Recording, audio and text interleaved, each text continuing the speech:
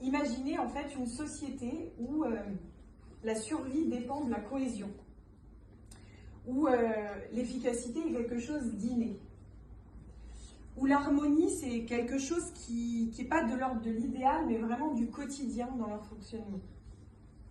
En fait, c'est une société qui est basée sur une organisation extrêmement performante, puisqu'elle perdure depuis des dizaines de millions d'années, et qu'il fait vraiment de manière extrêmement naturelle.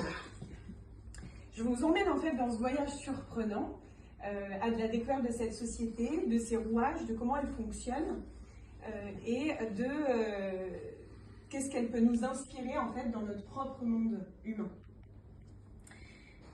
En fait, dans cette société, déjà, la première chose, c'est que l'isolement, c'est une sentence. Chaque individu dans cette société est câblé pour la connexion, pour le partage des ressources. Et puis, le moteur premier de chaque individu, c'est l'efficience énergétique. Emma en a parlé, nous consommons beaucoup d'énergie avec notre cerveau. Et bien, cette espèce dont je vous parle là, elle cherche l'efficience énergétique, elle cherche en permanence à savoir comment être efficace, comment atteindre son objectif en dépensant le moins d'énergie possible. Dans cette société, il n'y a pas de pyramide organisationnelle rigide. Le leadership n'est pas autoproclamé. En fait, le leadership est plutôt reconnu par le collectif. Et chaque individu dans cette société met au service du collectif et de l'harmonie ses propres compétences pour être efficace, pour survivre et perdurer. L'ego, cette barrière qui est si humaine, est ici dans cette société inexistante. Seul vraiment le confort compte. Et la compétence, elle est valorisée. C'est vraiment l'essence même de leur survie, loin de toute compétition ou de rivalité. Et cette organisation, ce n'est pas une théorie, elle existe réellement, et c'est une réussite organisationnelle qui s'étend sur 55 millions d'années.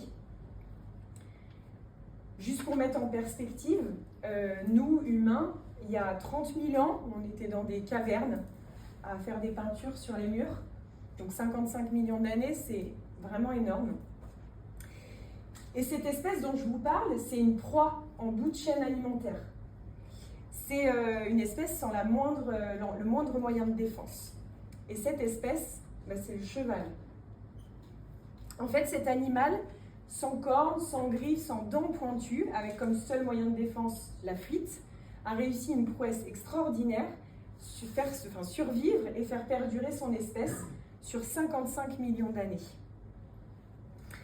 Alors nous, humains, avec notre grande puissance intellectuelle qu'on connaît aujourd'hui, qui se situe dans le cortex, et on va y revenir juste après d'ailleurs, nous, on dresse les chevaux, on leur apprend des codes, mais si j'ai envie de vous demander aujourd'hui si la véritable sagesse, elle ne résiderait pas dans leur monde. Est-ce que ce n'est pas eux qui auraient beaucoup plus de choses à nous apprendre, à la fois dans notre vie personnelle comme professionnelle? Moi, cette prise de conscience-là, elle a été vraiment le début d'une exploration passionnante. Et j'ai réalisé, quand j'ai découvert tout ça, qu'on avait le même objectif, la performance. Et même mieux, qu'on avait des fonctionnements communs, mais qu'on a peut-être oublié, nous, humains. Si on parle de nos points communs, on peut parler de la manière dont ils communiquent. Les chevaux communiquent entre eux de manière pratiquement à 100% non verbale. Ils communiquent avec leur corps. Les chevaux qui hennissent finalement dans un troupeau de chevaux, c'est assez rare. Donc leur communication non verbale est proche des 100%. Si on parle de nous, est-ce que vous savez quel est le poids de notre communication non verbale dans nos interactions humaines? 80. Ouais, on est à 93% de communication non verbale. Donc c'est vraiment énorme. Et pourtant, est-ce qu'on a appris à l'école à communiquer de manière non verbale? Pas vraiment. On s'est concentré sur les 7% de verbal. Et en fait, le cheval nous reconnecte à cette part de nous, à cette manière de communiquer non verbale. En fait, il nous invite à remettre de la congruence c'est-à-dire de la cohérence entre ce qu'on pense, ce qu'on dit et ce qu'on fait dans nos manières de communiquer.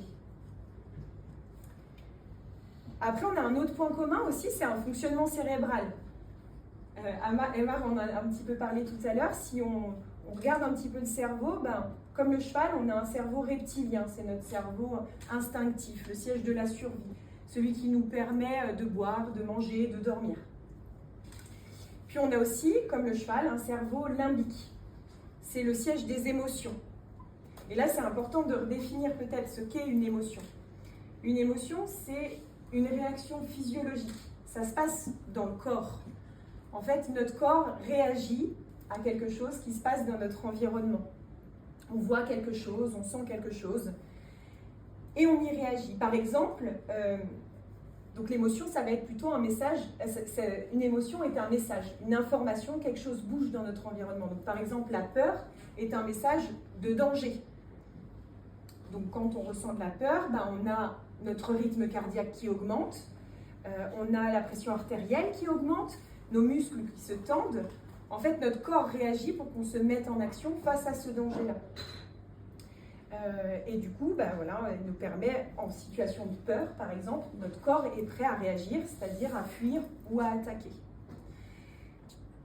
Et du coup, on ne peut pas dire qu'une émotion est négative ou positive. Elle est forcément positive puisqu'elle contribue à notre survie.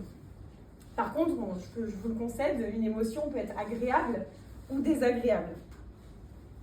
Et le cheval, lui, a une intelligence émotionnelle naturelle, simple. C'est-à-dire qu'il passe son temps à réagir à son environnement et toujours dans la juste mesure. C'est-à-dire ni trop peu en contenant ses émotions ou ni trop fort en surréagissant à ce qui se passe.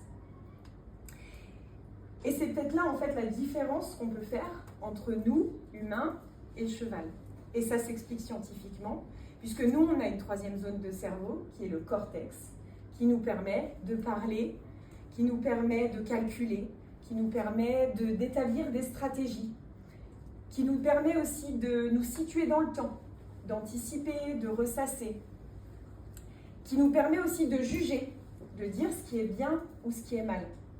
Et en fait, le cheval, lui, n'a pas de cortex. C'est-à-dire que le cheval, il est incapable de juger.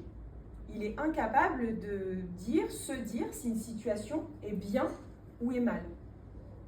Il va plutôt se dire, est-ce que cette situation est confortable ou inconfortable? Un cheval, il est incapable de se situer dans le temps, du coup. Il ne vit que dans l'instant présent. Ça veut dire qu'il est incapable de vous tenir rigueur d'un comportement inconfortable que vous avez eu pour lui, si vous êtes capable de lui réapporter du confort dans l'instant. Un cheval, c'est incapable d'avoir des sentiments, parce que sentiment et émotion, c'est pas la même chose. Une émotion, on l'a définie juste avant, une émotion, ça se passe dans le corps, ça dure quelques secondes, c'est un peu comme une vague, une bouffée. Un sentiment, c'est beaucoup plus durable. C'est plutôt un état d'être, une sorte d'humeur finalement. Si je donne un exemple, imaginez que vous êtes dans la rue, la nuit, vous marchez, il fait sombre, vous entendez des pas qui s'accélèrent derrière vous, vous commencez à ressentir de la peur, le battement de cœur qui accélère, les muscles qui se tendent, etc. Bon, tout se passe bien, vous rentrez chez vous, la peur diminue instantanément, le rythme cardiaque se calme, etc. Par contre, ce qui se passe, c'est qu'on continue, il y a quand même un petit truc qui reste dans notre tête. On commence à repenser, à revivre la situation. On commence même à imaginer ce qui aurait pu se passer, en fait, de grave. Et bien là, on est dans un sentiment d'anxiété, par exemple. Donc finalement, le sentiment, c'est comme l'interprétation d'une émotion.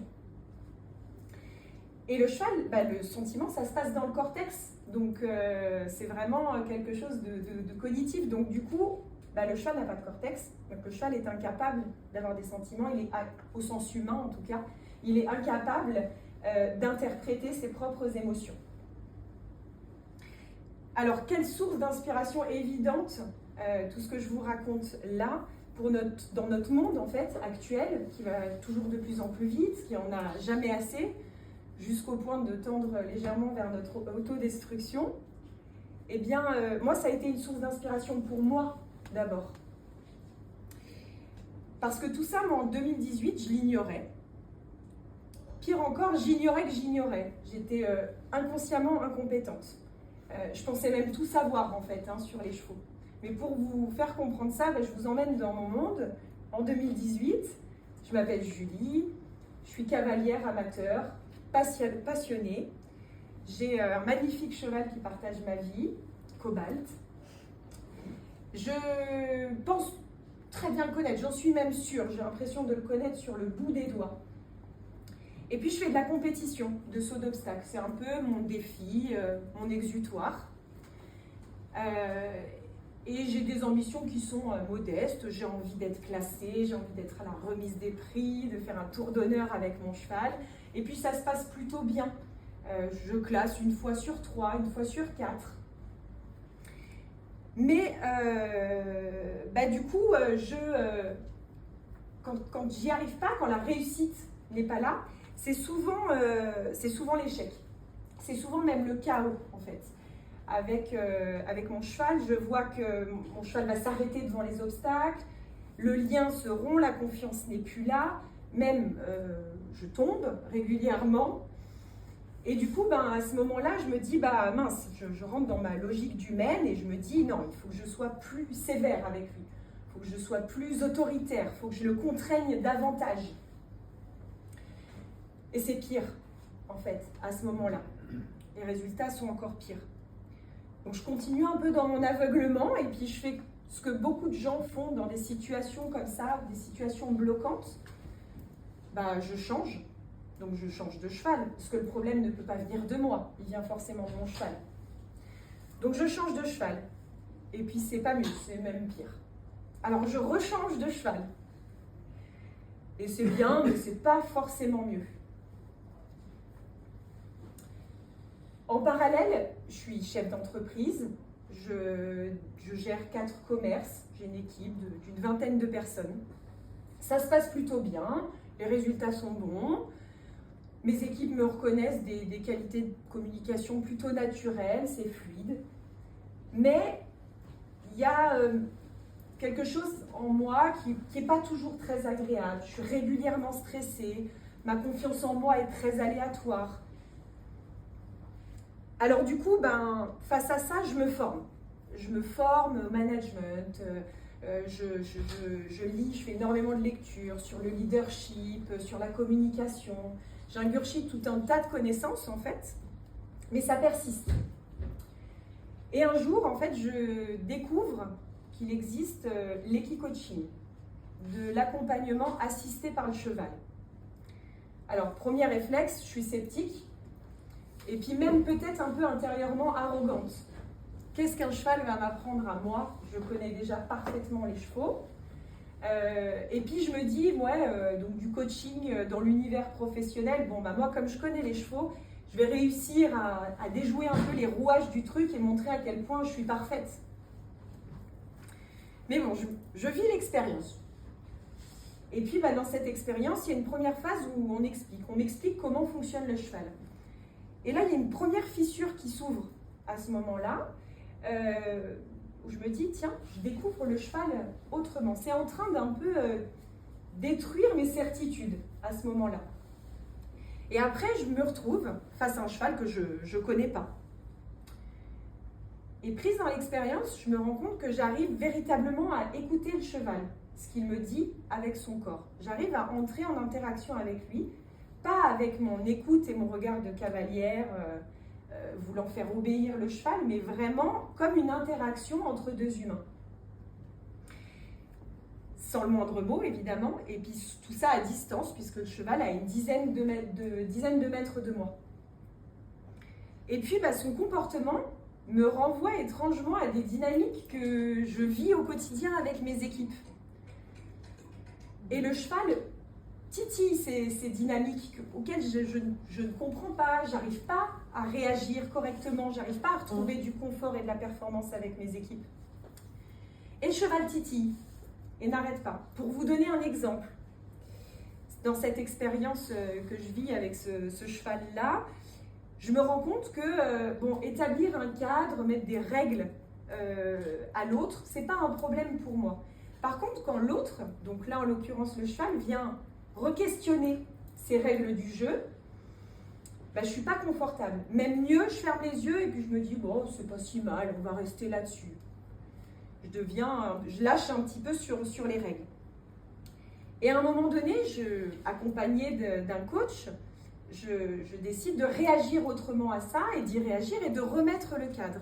Et là, magie se passe, un lien se tisse vraiment fort avec le cheval. Le cheval exprime un vrai confort à ce moment-là quand je lui ai rétabli les règles. Et je comprends que le cheval est venu déconstruire mes croyances. Ces croyances que quand on remet des règles dans la relation, quand on remet des limites, ça peut casser le lien. Et là, au contraire, le cheval me montre tout l'inverse. Donc forcément, en fait, à ce moment-là, je comprends, grâce au cheval, que je peux trouver plus de sérénité, plus de confort, en fait, dans mon quotidien, dans mon rôle de chef d'entreprise. Et surtout, grâce à des ajustements simples qui peuvent vraiment faire une différence monumentale sur le bien-être, le confort et la performance. C'est un peu comme si toute la théorie managériale que j'avais ingurgitée pendant des années était redescendue dans mon corps. Comme si j'avais été capable de mettre en action vraiment tous ces apprentissages. Alors, vous imaginez bien que la première chose que j'ai voulu faire après cette expérimentation, c'est le mettre en application avec mes propres chevaux. Et du coup, j'ai appris à les écouter réellement, à être suffisamment assertive sans être autoritaire, à leur faire confiance quand ils faisaient ce que je leur demandais de faire, à lâcher prise sur tout ce que je ne pouvais pas contrôler, et surtout à laisser le temps au temps. Et en fait, juste en travaillant sur mes savoir-être, juste en me concentrant sur tisser un lien de confiance avec mes chevaux, mes résultats en compétition ont vraiment été transformés. Je suis passée à un classement sur 2 et surtout, je ne suis plus jamais retombée. Alors, qu'est-ce que les chevaux m'ont appris? Moi, cette cavalière qui pensait tout savoir sur eux, bien plus que toutes les formations de management que j'ai pu vivre. Et surtout, une leçon fondamentale, que la performance opérationnelle naît de la qualité relationnelle, tout simplement. En fait, quand la confiance est là, quand la communication est réelle, alors la motivation, l'engagement et l'agilité émergent naturellement. Donc les chevaux n'ont pas appris que des connaissances finalement, ils me les ont fait vivre, ces connaissances. Ils me les ont fait expérimenter. Ils m'ont permis finalement de créer des réflexes automatiques, des automatismes de comportement pour être plus confortable. Donc le cheval m'a transformée dans mon management, il m'a transformée dans ma posture de chef d'entreprise, mais aussi dans ma vie personnelle, dans ma manière d'interagir avec mon entourage. Et du coup, à ce moment-là, ça devient une vocation pour moi. Donc aujourd'hui, j'accompagne des dirigeants, des managers, des équipes avec le cheval. Et je vois à quel point en fait, le cheval est accélérateur et transformateur finalement, avec une accélération de prise de conscience sur nos propres fonctionnements, où parfois on met un voile. Du coup, le cheval, c'est pas seulement une magnifique créature, parce que je pense qu'on est presque tous d'accord là-dessus, c'est un animal vraiment magnifique. C'est comme le miroir puissant de notre propre humanité, de nos forces oubliées, de nos potentiels inexploités. Il nous pousse à revoir nos organisations, il nous pousse à revoir notre manière de communiquer entre nous, et même à revoir notre propre monde, notre propre rapport au monde émotionnel. Et ça, c'est un autre cheval que le mien qui me l'a appris. Il a fallu que j'aille voir ailleurs pour comprendre ce qui était sous mes yeux, ce que mon cheval Cobalt me criait très fort silencieusement. Alors merci du coup aux chevaux de m'avoir permis d'être ce que je suis, et surtout de m'avoir permis de voir qui je pouvais être, pardon. Et je vous souhaite à tous un jour de pouvoir vivre cette expérience avec les chevaux.